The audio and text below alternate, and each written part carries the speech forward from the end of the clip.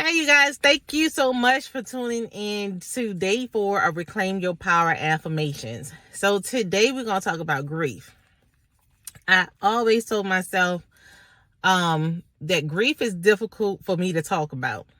My background is in counseling, and I know for a fact, y'all, I cannot be a grief counselor because I still struggle with dealing with grief.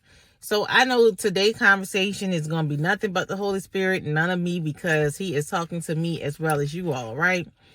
So, yes, grief is so permanent.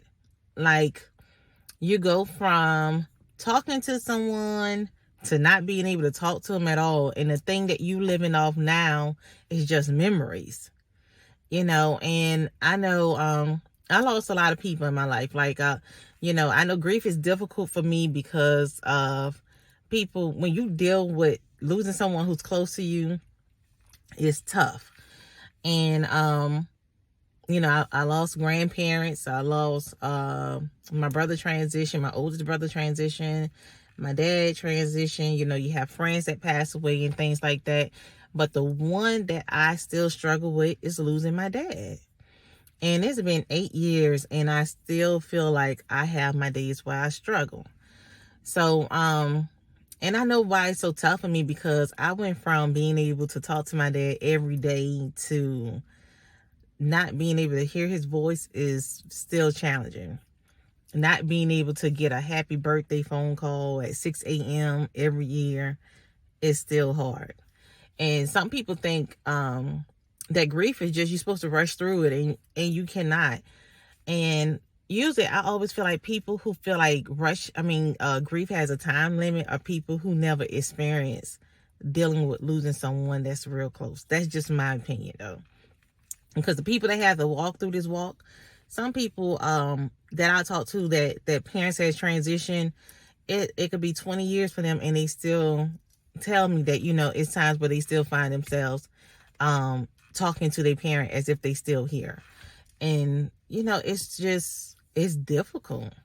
So, so the tips that I have for today were just trying to get used to your new norm, because that's what it is. You adjusting to your new norm of not being able to see someone, not being able to call someone, and going through the process. It's something. Some days you have good days and other days are just tough. Like, you want to call and be like, hey, I have this exciting news, but you can't.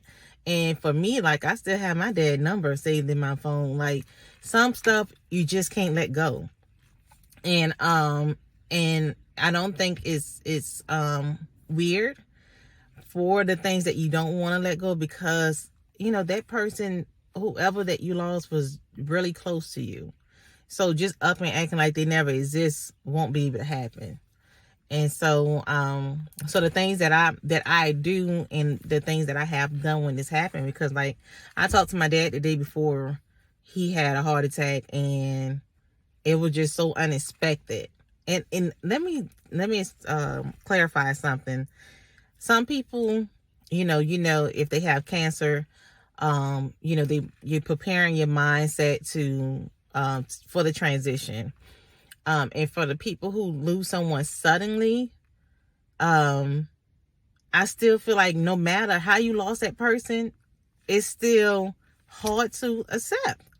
So, some people, they always be like, well, you should have been preparing yourself if they were sick. You can prepare yourself all you want until that reality hit. Then that's when it's real.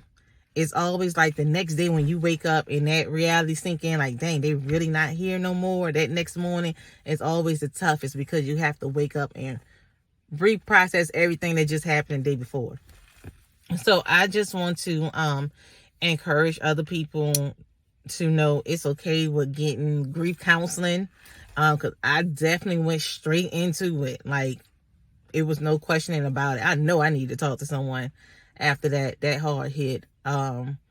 Writing, making sure that you journal, get those thoughts out. And sometimes I have to write as if, like, sometimes I even still text my dad, and I know the number isn't connected to him anymore, but it gives me some type of sanity of being able to get my thoughts out, and be able to express to him as of how, I know it may sound crazy because he's not here, but it's my way of my release.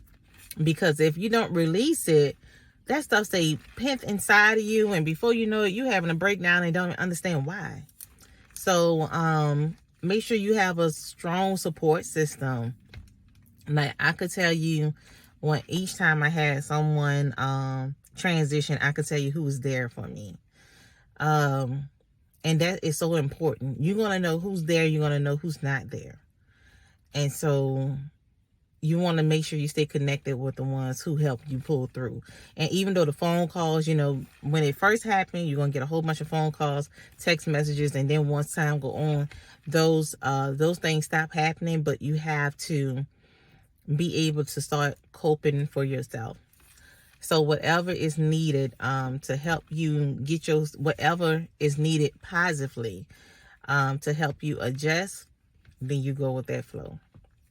Because I'm saying a positive thing, because I know for me, I started drinking, and I never was like a drinker like that. You know, it may be occasionally, but when my dad passed away, like, I had to drink every night. Not I had to, I drank every night so I could go to sleep. And I know that wasn't healthy. So before that turned into like an alcoholism type thing, that's how I knew I had to go straight into counseling. You're going to know what's healthy and what's not healthy while you're going through that grieving process. So I'm praying for those who are still going through the healing process, who still can't wrap their head around why something happened, who have so many questions about why did this person or these people had to leave my side. I'm praying that God give you comfort during this time. I'm praying that God give you comfort on the good days and even on the bad days. Even when you're not talking about it, I pray that he gives you strength, because there's a lot of times we don't want to talk about it because you have to relive it, or you don't want people to know how you're actually feeling on the inside. But I pray that God gives you peace during this time. It's not easy, but you definitely could get through it. I am a living witness. You definitely can get through this. So that's all I have on today, y'all. Tomorrow is our last day. Tomorrow is day 5. So I look forward to seeing you all tomorrow. Y'all have a good one.